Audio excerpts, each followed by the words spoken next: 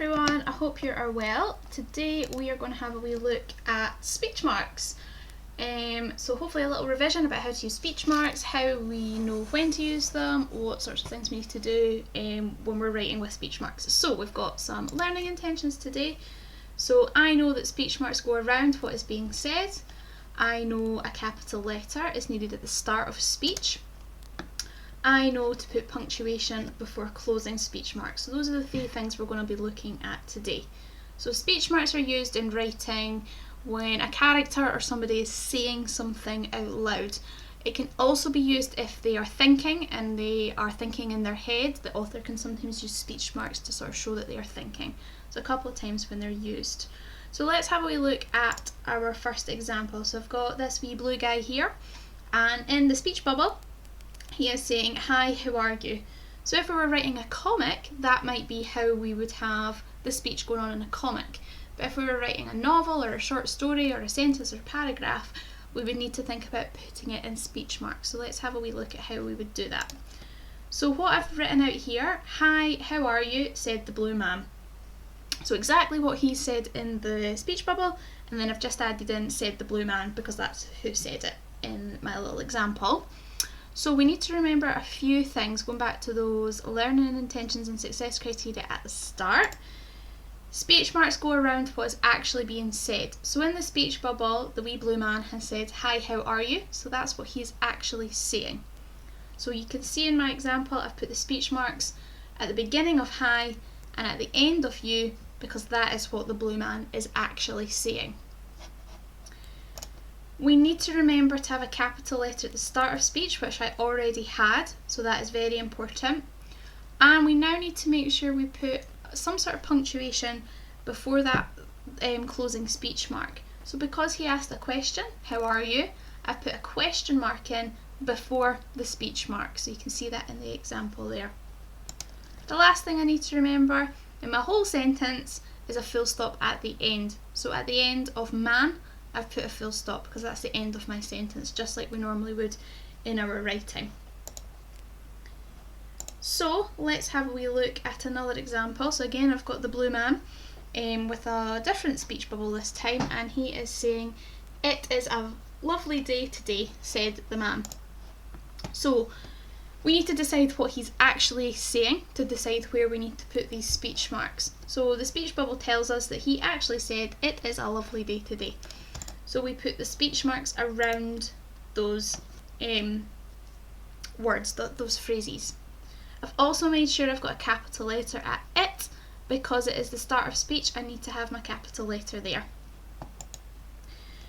I've added an exclamation mark before the closing speech marks because we need some sort of punctuation before we close the speech mark. So I've decided on an exclamation mark because he's really excited that it's a lovely day today. So that's nice.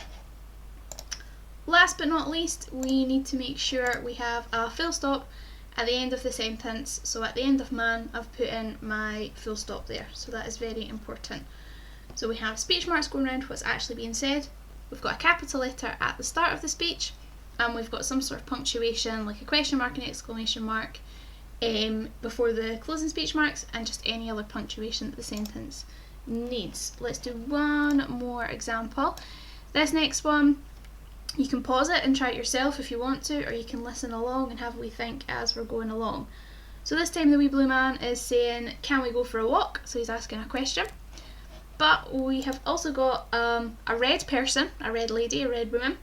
"Yes, that's a good idea." So we've got two things that we need to put in the correct speech marks for. So let's have a look at how we do that. If you want to pause now and give it a wee shot yourself, absolutely. If not, we can have a wee look together. So let's have a look. So I have put in my sentence here. "Can we go for a walk?" said the blue man. I have got a capital letter at the start of the speech at the word "can." I have got a question mark at the end of "walk" because he's asking a question. And I've got my speech marks around what he's actually saying. Those words that were in the speech bubble have now become my speech in the sentence. And I've made sure I've got a full stop at the end of the full sentence, at the end of "man." And I've highlighted it there so you can see all the different bits of punctuation that we need to have in if we're going to do this correctly. Let's have a look at what the red person's saying. Yes, that's a good idea, replied the red woman. So again, I have put in a capital letter at the start of the speech, at the word yes. I have put an exclamation mark at the end of her speech because she's really excited that they're going to go on a walk together. I've got speech marks going around what is actually in the speech bubble, what she's actually saying, and I've made sure I've put a full stop at the end of the full sentence. So that is how we do that. So if you have a wee look now at this next example, I've put this wee task in the what's wrong section. So I've got 3 examples, and in each example I have done something wrong. I've made a mistake somewhere. So it'll be a good idea for you to pause the video and have a wee look and see if you can work out what I've done wrong and if you can fix the corrections for me. So let's have a wee look at the 3 examples. I like chips, said Mum. Do you want a party? Asked Matt. My favourite game is Tig, said Andy. So pause the video now and see if you can work out what I've done wrong, what I've missed out, what's happened there, and see if you can write down the right answer. So pause now and then we'll come back and get the answers in a second.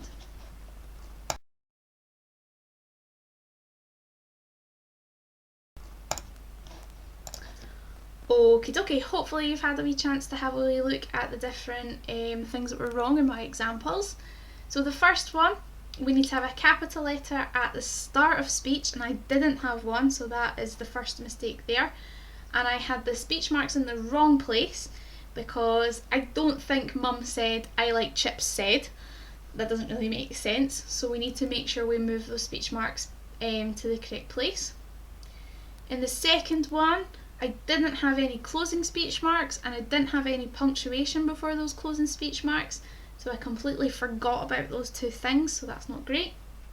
The last one, no capital letter at the start and the opening speech marks were in the wrong place, so let's have a look at how that should have looked. Just there just now. So this is how it should have looked. I've kept sort of the red lines in just so you can see where all those wee corrections should have been, and that's hopefully how it should have looked for you. So that was really fast going through some speech mark stuff there, guys. It is just a quick introduction to speech marks. If we remember those sort of first 3 rules of speech marks, so we need to remember to have speech marks going around what the character is actually saying or thinking. We need to make sure we have a capital letter always at the start of speech all the time, and we need to have some sort of punctuation before we close the speech marks. A comma, a question mark, an exclamation mark, these are all fine to put before you close your speech marks. So if we remember those 3 rules, we should be on to a really good start for speech marks. What I recommend you do now is maybe write just a couple of your own sentences. Can be as simple as the ones that I have done, my examples. You can make up your own examples just to get you practice in them while it's fresh in your head, so hopefully we'll remember those skills. Okay, well done guys.